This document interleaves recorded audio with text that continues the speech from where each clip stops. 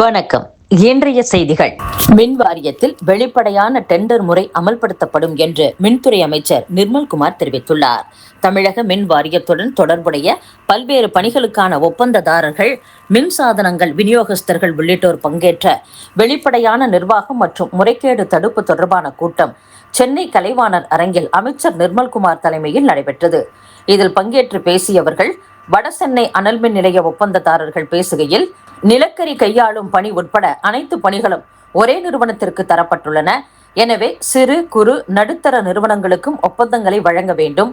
சூரிய சக்தி மின் திட்ட முதலீட்டாளர்கள் சூரிய சக்தி மின் திட்டங்களுக்கு விண்ணப்பித்ததும் விரைவாக அனுமதி தர வேண்டும். கடந்த 2019ஆம் ஆண்டிற்கு பின் சூரிய சக்தி மின் திட்ட முதலீட்டை ஈர்க்க தெளிவான கொள்கை இல்லை. விரைவாக புதிய கொள்கையை வெளியிட வேண்டும் என்று கூறியுள்ளனர். அதற்கு அமைச்சர் நிர்மல்குமார், மின்துறையில் நிலவி வந்த முறைகேடுகளை களைய பல்வேறு சீர்திருத்த நடவடிக்கைகள் மேற்கொள்ளப்பட்டு வருகின்றன.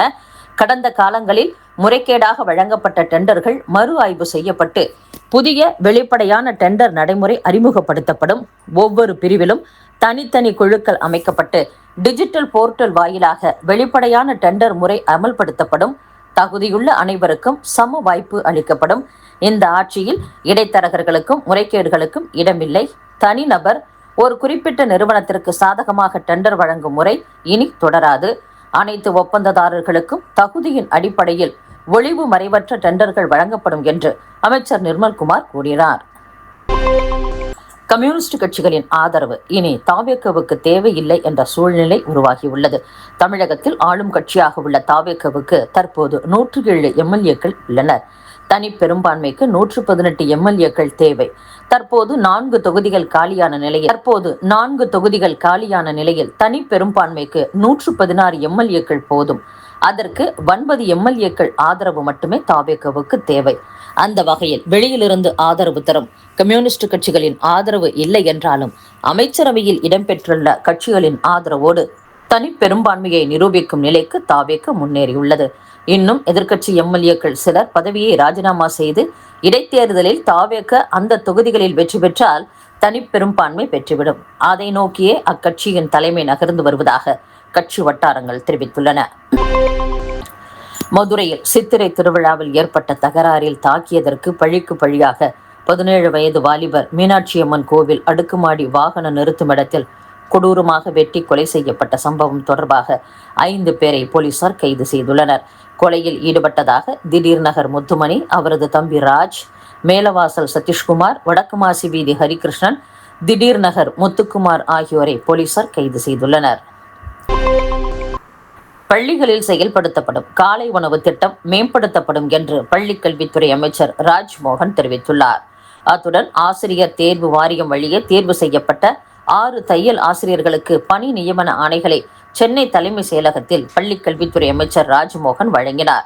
அப்போது பேசுகையில், தமிழகத்தில் கோடை விடுமுறை நிறைவடைய உள்ள நிலையில் பள்ளிகளில் குடிநீர் வசதி, கழிப்பறைகள், கதவு மற்றும் தண்ணீர் வசதி, கட்டடங்களின் உறுதித்தன்மை, உயர் தொழில்நுட்ப ஆய்வுக்கூடம் உள்ளிட்டவற்றையும் சீருடை, இலவச பாட புத்தகங்களையும் தயார் நிலையில் வைத்திருக்க அறிவுறுத்தியுள்ளோம்.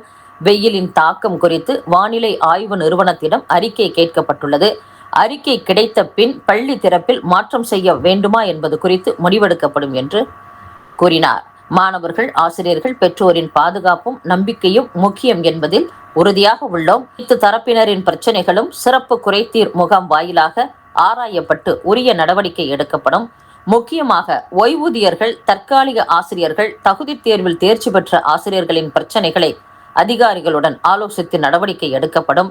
காலை உணவு திட்டத்தில் தரமின்மையை தடுக்கவும், சத்து நிறைந்த உணவு மாணவர்களுக்கு கிடைக்கவும் நடவடிக்கை எடுக்கப்படும். தேவைப்பட்டால் உணவு வகைகளில் மாற்றம் செய்யப்படும் என்றும், மாணவ மாணவியருக்கு எதிராக பாலியல் குற்றங்கள் நடந்தால் அவர்கள் தற்காத்துக் கொள்ளவும், குற்றவாளிகளை அடையாளம் காட்டவும் விழிப்புணர்வு ஏற்படுத்தும் வகையில் பாதுகாப்பு சார்ந்த இலவச தொலைபேசி எண்களை அனைத்து பாட புத்தகங்களிலும் அச்சிட்டுள்ளோம். அதேபோல் ஜாதி, சமயம் சார்ந்த அடையாளத்துடன் எந்த நடவடிக்கைகளும் பள்ளிகளில் நடக்க அனுமதிக்க மாட்டோம் என்றும் கூறியுள்ளார். வழக்கை முறையாக நடத்தி கடும் தண்டனை பெற்றுத் தருவது, குற்ற செயல்களில் ஈடுபட திட்டமிடுவோரை தடுக்கும் விதமாக இருக்க வேண்டும் என உயர் அதிகாரிகளுக்கு முதலமைச்சர் விஜய் அறிவுறுத்தியுள்ளார். தமிழகத்தில் தாவேக அரசு பொறுப்பேற்றுள்ள நிலையில் பல்வேறு இடங்களில் கொலைகள், பாலியல் வன்கொடுமைகள் உள்ளிட்ட சம்பவங்கள் நடந்து வருகின்றன. இதனை திமுக உள்ளிட்ட எதிர்க்கட்சிகள் கடுமையாக விமர்சித்து வருகின்றன. இந்நிலையில் குற்ற சம்பவங்களை கட்டுப்படுத்துவது தொடர்பாக தலைமை செயலகத்தில் முதலமைச்சர் விஜய் தலைமையில் ஆலோசனை நடைபெற்றது. இதில் தலைமை செயலர் சாய்குமார், உள்துறை செயலர் மணிவாசன், டிஜிபி சந்தீப் ராய் ரத்தோட், காவல்துறை சட்டம் ஒழுங்கு கூடுதல் டிஜிபி மகேஸ்வர் தயாள், பெண்கள் மற்றும் குழந்தைகளுக்கு எதிரான குற்றத்தடுப்பு பிரிவு கூடுதல் டிஜிபி அனிதா ஹுசைன், சிங்கப்பெண் சிறப்பு படை ஐஜி பவானீஸ்வரி உள்ளிட்டோர் பங்கேற்றனர். 1 மணி நேரத்திற்கு மேல் நடைபெற்ற ஆலோசனையில் குற்ற செயல்களை கட்டுப்படுத்துவது தொடர்பாக ஒவ்வொரு அதிகாரிகளிடமும் முதலமைச்சர் விஜய் கருத்து கேட்டார். அதைத் தொடர்ந்து அவர் பேசுகையில், பாலியல் குற்ற வழக்கு விசாரணையை விரைவாக நடத்தி குற்றவாளிகளுக்கு கடும் தண்டனை பெற்றுத்தர வேண்டும். வழக்கை முறையாக நடத்தி கடும் தண்டனை பெற்றுத் தருவது குற்ற செயல்களில் ஈடுபட திட்டமிடுவோரை தடுக்கும் விதமாக இருக்க வேண்டும் என்று அறிவுரை வழங்கியதாக கூறப்படுகிறது. இத்துடன் செய்திகள் நிறைவடைகின்றன. மீண்டும் நாளை சந்திப்போம். வணக்கம்.